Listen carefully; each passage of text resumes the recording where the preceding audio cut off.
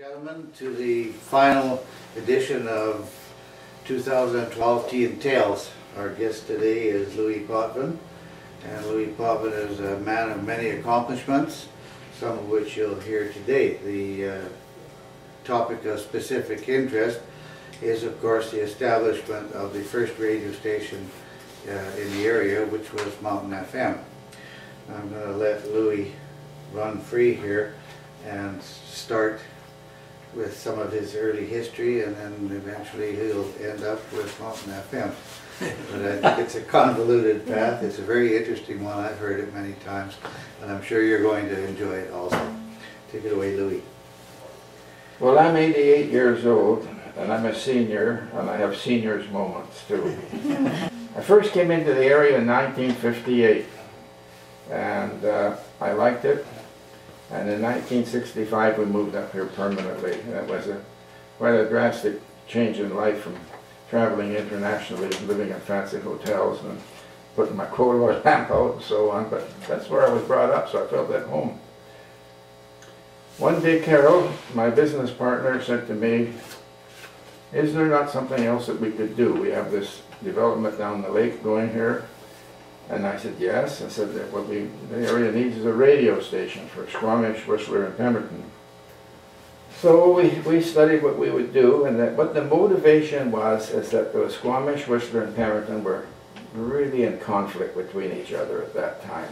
There was no great harmony, and there was a problem with getting to Vancouver. The bridges were out, the roads were out, and many a time people would drive off to their death. And you weren't always sure getting to Vancouver. So we figured a radio station, as they call the hook, that would be the hook, but you'd want to listen to it to see whether you're going to get to town or not, just like you listen for the weather. And then the question is, a radio station for Squamish would never survive, one for Whistler wouldn't survive, and Pemberton, a radio station is a gift. So, but if the three together, and the commerce ran up and down, and we thought we could make a go of that. So then what happens is that when you're going to file this application, and that's about this thick by the time you're finished, you have to make a market survey and prove support that you're going to have income. You have to have listener interest, that they really want to listen to you. And then what are you going to do for the community as well? And what listenership, and then they want a 5-year projection on your profit and loss.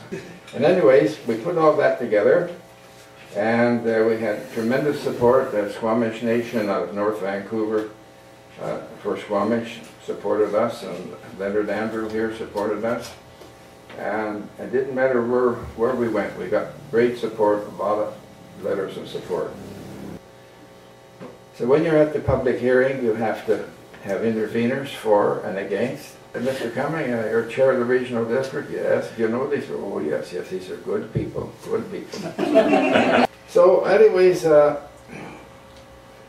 engineering, I won't go into that, but I had the benefit of having supplied radio communications with BC Electric Company, and FM radio was not like AM. AM radio is like a big magnet or a light bulb. You put the light out and it goes in all directions depending on the power of the station, and it's subject to static. The FM is a wrong name really. It's all in very high frequency radio. The FM is just a different means of putting the voice on it, where it's above static. I knew enough from VHF repeaters that we would be able to pump signals in and run the 3 stations as one. And that time, believe it or not, this was quite a feat in the industry in mountain areas. Nobody had ever put anything like this in mountain areas. But one of the things we did find out in the technical is that when you put antennas up, there's 2 types, the horizontal or a vertical or a circular polarized, which is a combination of the 2. And by accident, we put the circular polarized on Squamish, and we had terrific coverage, because the signal and how sound would bounce on each side of the mountains, and they cancel each other and distort. And seeing that they were horizontal and vertical at each time, it was pretty clear. We did, after some years, when we had to change frequency, we did go to horizontal areas, and it was such a disaster that we hardly had any signals up and down house sound at all. That's how noticeable it was. So I'm not an engineer, I'm an informed technician, so there's always a gap between the engineer and the technicians, you understand. One that has fields experience and the one who uses the slide rule, which they don't use anymore. Anyways, they were astounded at the coverage. And then Squamish, of course, had reflections across, and it was even heard in Vancouver Island. And was it Blackwater on the island? A place that's called there? Black Creek. Black Creek, that's it. There's a long area in Vancouver Island we used to listen to Mtn FM. So all right, then gathering all this, now we come to the question of how to finance this situation. Well, we had a considerable amount of money to put in, and we wanted to find investors, and the investors were to show that these people take this seriously. So finally we get all these stations working, and I climbed the towers, and I had Wayne Ferguson working for me, who he likes to do the impossible. And we put the towers up, and we got everything going. We ran into one problem in Squamish. We'd go off the air every time we'd have a rainstorm. And the transmitter's on top of Hospital Hill, transmitter go off. So I'd go up there, and in technical terms, it's putting out about 20% power. And why is that so? Can't figure it out. So we would crank it up a bit so we'd get a little bit more power, and then a day or so later the power would come back. And when to get up to this transmitter, there was a trail, but the last part you had ropes all hanging down on the rocks, and I would hang onto the ropes, and I'd have a rubber suit on. And I got there thoroughly exhausted one time, and I'm leaning inside the building, and all of a sudden I heard across the middle roof. And I ran outside, and out of coming up, these antennas are in a dome like a suitcase, and one of the water's coming out, and there's a vent hole with a screen in the top and a vent hole in the bottom. When they installed it, the top vent hole went in, and the hornets got in and built a nest in there. Well, it had filled up with water, and the hornet's nest had plugged it up, and if I waited long enough, it jerked all out after a few days on its own. So I wanted to remedy this thing, and the tower itself is hot to a degree with radio frequency. In other words, if it were dark and you put your hand on it, you could see the little flames on it, the burning sensation. So you put gloves on it and you jump on it and you're okay. I got there and jammed it all with a screwdriver, and the water all come pouring out. So that was a non-engineering service. Then I had another servicing problem to do. Always Christmas Eve to go off the air. Well, one time we go off the air, we had to have the helicopter come up to the lake. We get down, that's at about 4 o'clock, and I said, well, take me up and down the power line. And going up, all the power poles are up in the rocks and Squamish. And what the problem took place, it flips a fuse, a breaker at the bottom pole, of which you have a key and you flip the pole and you can put the power back on. There's a peculiar icing condition. They have the one wire in the top of you in hydro, the hot wire, and then the ground wires a little bit below. Well, you get so much ice on the top wire and it sags, and all of a sudden when the thaw comes, it goes like this. It goes close enough, there's an arc momentarily, shuts the transmitter off. It's amazing these things. What year are you talking? Well, on the years I'm talking, we went on the air in 1980 in Squamish, and we went on the air in Whistler in 1982, and about 82 and a half we went on the air in Pemberton, and something like that. And we ran the station, and but in 1999 we sold it. We'll come to that later. The other thing when you're making your presentation to CRTC, you have to, how much spoken word, how much news, how much community involvement, is there any religious program or anything like that, and then some of our supporters insisted to be classical music, so we would give them 2 hours late on Sunday night. As soon as that would come on, everybody would phone in and say, we don't want to listen to you anymore. So then we get approaches from religious organization in California, and I mean these far out hustlers that's pretty hard to take. There's some of them we refused. They're offering us $1,500 a month. Well, our rent was $1,000 a month, and that's an hour. So I said, we can only take you on at midnight. Well, an open complaint, a lot of people like it. The people in Whistler, the letters coming in with something fierce. Put this stuff on here, we don't want any of that stuff at all. But it paid the rent. That's why you see some of this stuff in these stations, you know, it pays the rent. As far as staff is concerned, Carol ran all the staff, and there was, I know she doesn't want to speak, so I'm going to speak for her.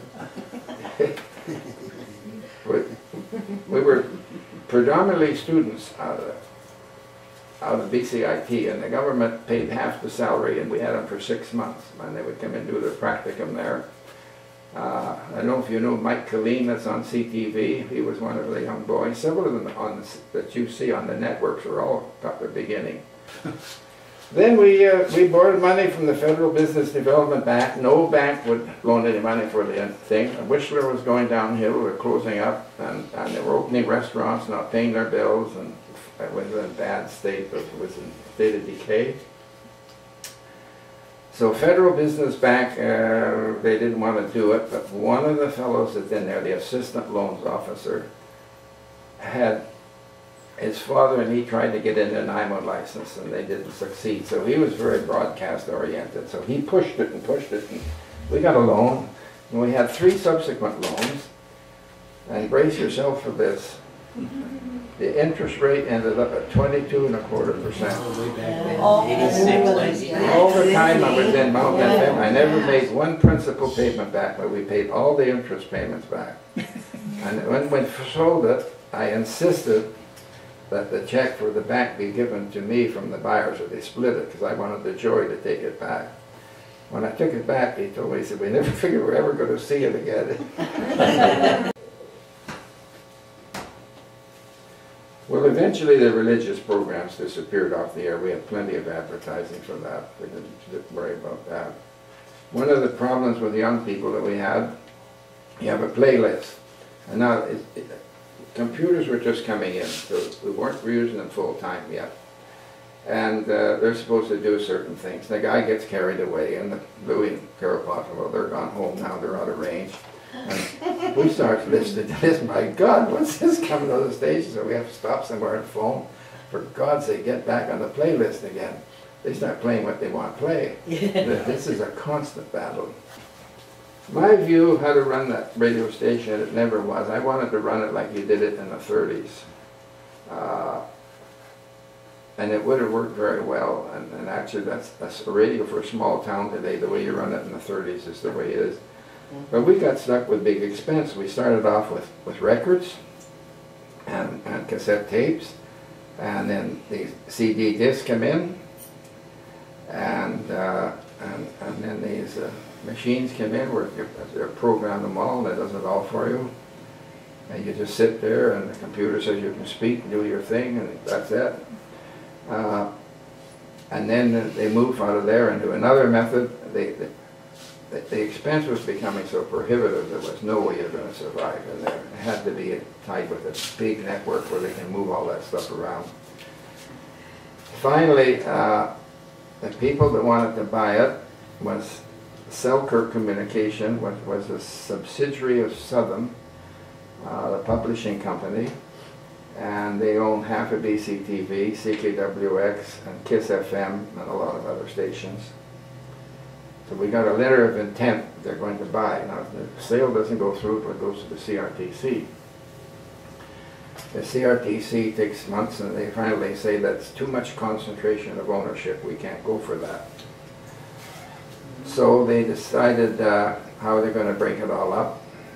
And Frank Griffiths owned half of BCTV, and he owned CKNW. And it went to Selkirk found McLean Hunter, the people that make the magazine. They're the largest broadcasting property in Canada. And they said, we'll buy it. But finally, that won't do either. So it's all arranged, and they have a hearing, and they approve our sale to Selkirk, and then they go to lunch, and they come back after lunch, and then they approve the next sale to McLean. They have to lunch, and that's broken up, and it's thrown up. By the end of 2 weeks, it all ends up that Rogers was the owner of this station, and someone else has owned another property. But when we started out, you couldn't have ownership of an AM station and an FM, and you couldn't own a newspaper. They didn't want concentration of ownership. And when Hudspeth wanted to be in, it was so serious, we made him sit at the end of the auditorium, at the end, not with the group. So there's no way was he sitting at our group. We didn't want him to advertise that we had that much in there. And then as time went on, we expanded the network to the Sunshine Coast. We put a station on Bowen Island, beaming up the coast, and we put one at Seashell, Pender Harbor. I could only see this station surviving if it got tied into a network where they had more resources. In other words, it can move resources around stations. So we applied for a station, and we wanted to apply for the North Shore, and where to put an antenna. The Indian band wouldn't allow any tower, and John Reynolds says to me, our MLA, he says, I'll talk to Alec Fraser, I could get you to put your antenna on the North Tower of the Landscape Bridge. That was unheard of. I get a letter from the engineers, U.S. minister. He says, we've been instructed from the ministry to accommodate you to put an antenna on the tower. Needed such a day. And you're not to drill any holes in the tower. Anything you do, you're to weld it on. And our transmitter house was going to be between the legs of the tower and the bottom. And they're all fine, approved, no problem. So we were going to broadcast north of Vancouver interest, also bridge traffic, and at the same time take a recreation ski all the way into Whistler. In other words, it's going to be predominantly a ski recreation station, and tie that in. When we applied for Squamish, Whistler, and Pemberton, it was finished at midnight.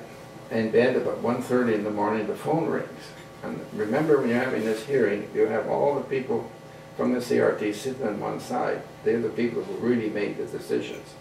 He says, Mr. Potvin, you have yourself a license, he says. He says, it's the most interesting, comprehensive presentation I've ever heard. He says, thank you. You don't say things like that, but that was nice to know. At 1:30 in the morning. But we're all a nervous wreck after all that. So anyways, our application for North Shore was denied. You realize at that time, we had a vehicle on the road and patrolling the road to advise what happened. We had no cell phones in that day and age. So I had put in a two-way radio, a VHF repeater in Squamish, and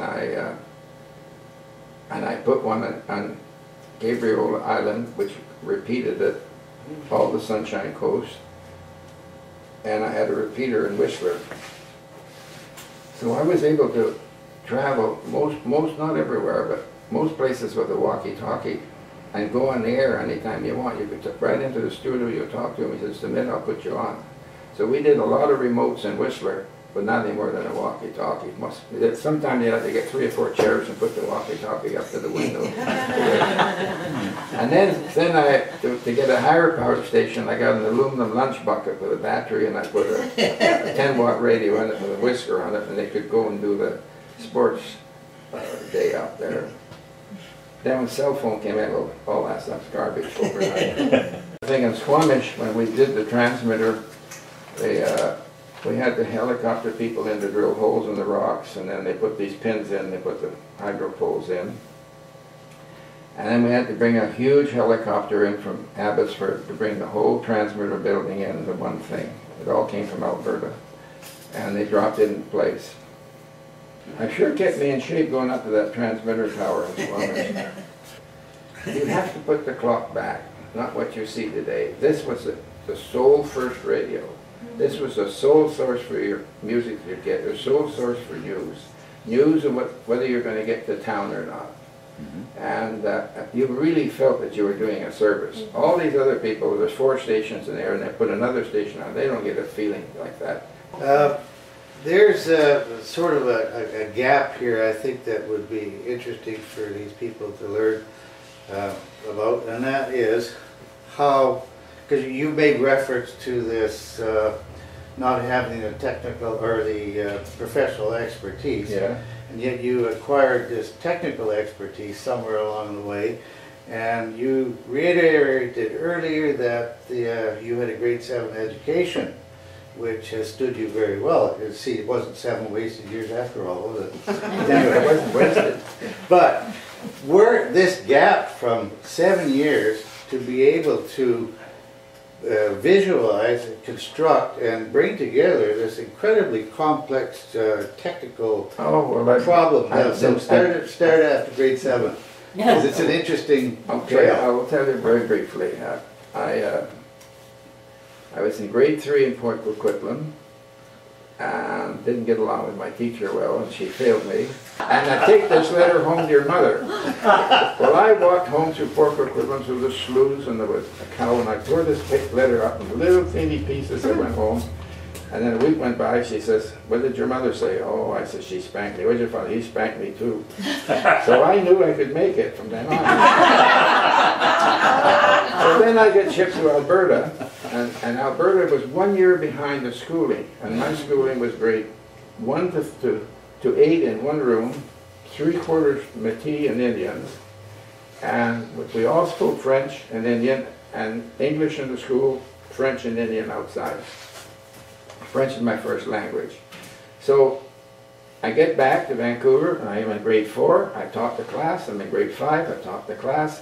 I go in grade 6, I go back to Bonneville again. I'm back 1 year, I come back. I have 3 more years to finish, 3 more months to finish grade 6, so possible way I can catch.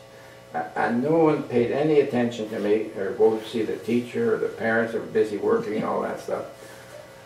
So I went into grade 7, did 6 again, and then grade 7, and by that time I'm going to be a pretty big guy in there. And I remember the teacher say, "That's a big one." She said, "Oh, he's okay, he's smart, he's top of the class." So finally I thought, I can't stand this anymore. I was playing with radios all the time, absolutely crazy, old 1920 radios. So I come home, and we were at 2 weeks of grade 8, and then grade 8 of the lake.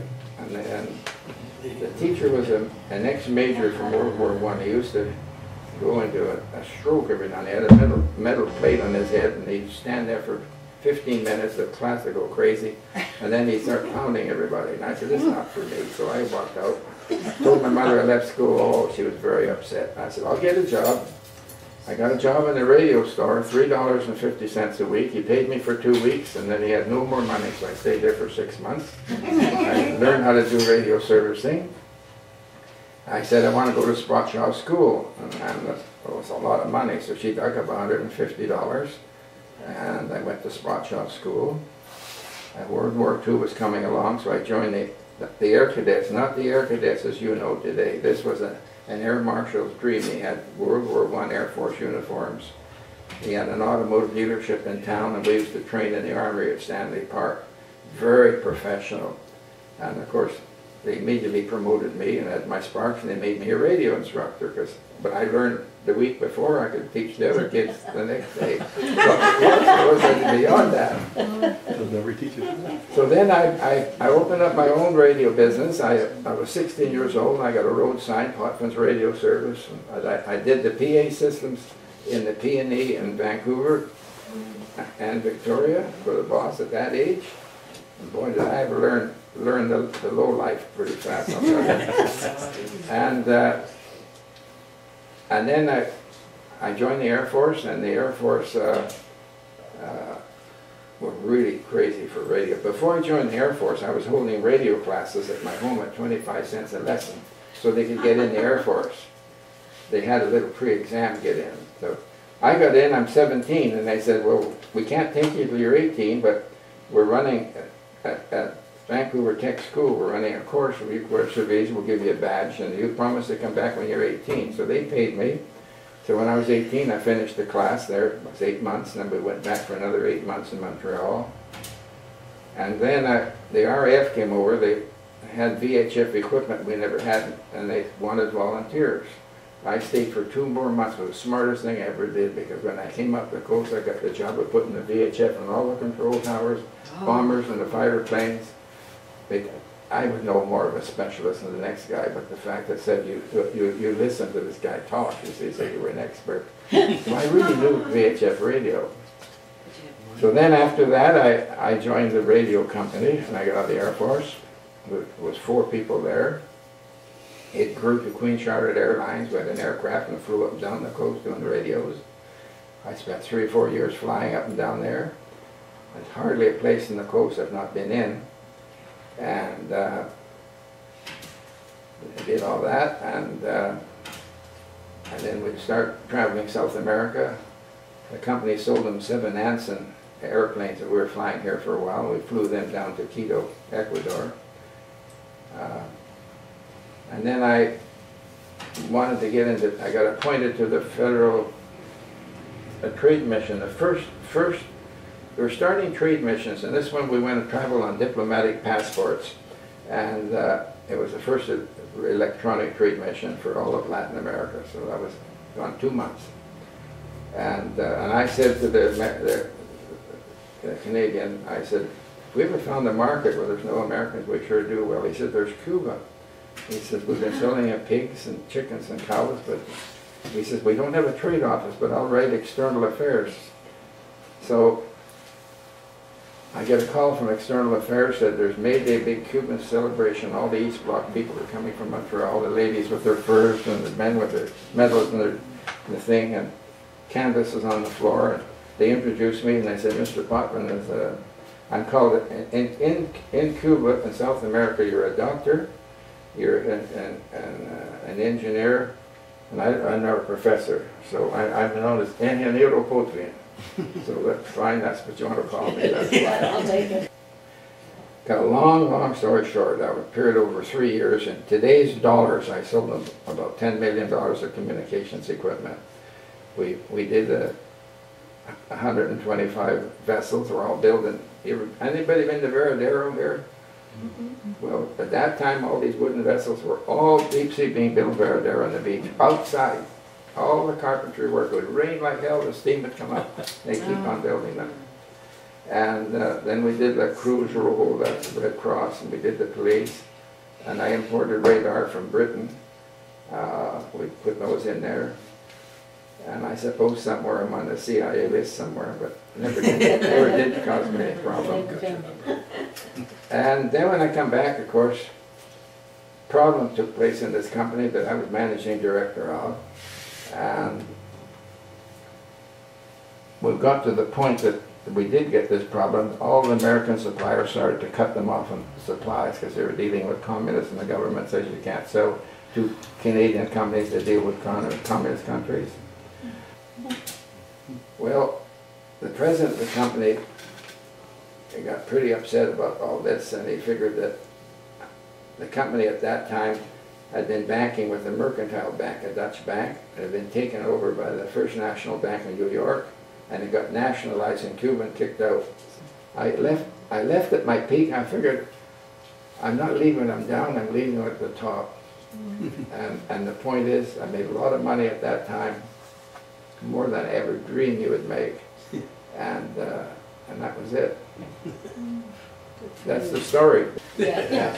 At any rate, time for a commercial break. Oh, the books, yeah. Oh, wow. Now, commercial break, yes. Louis penned a story, sort of an autobiography here, and these will be available at the gift shop for the low price of only $10. However, my cost is $12. So I've given these as a gift to the museum. Thank you. But there's a nice chapter in Mtn FM if you're interested in that. And our finding Little Lake. Yeah, good book. and He also got into the sawmill business, he got into the land development business, he got into, there's a very fascinating story about his escapades with the mink business. He developed a line of mink and had almost, what, 5,000 mink? Had 2,000 mink down the lake, jet black mink. Yeah. Anyway, it's all in here. It's a fascinating story, and if you want to pursue this, he's had a very, very interesting life. It's never been dull, I can tell you that.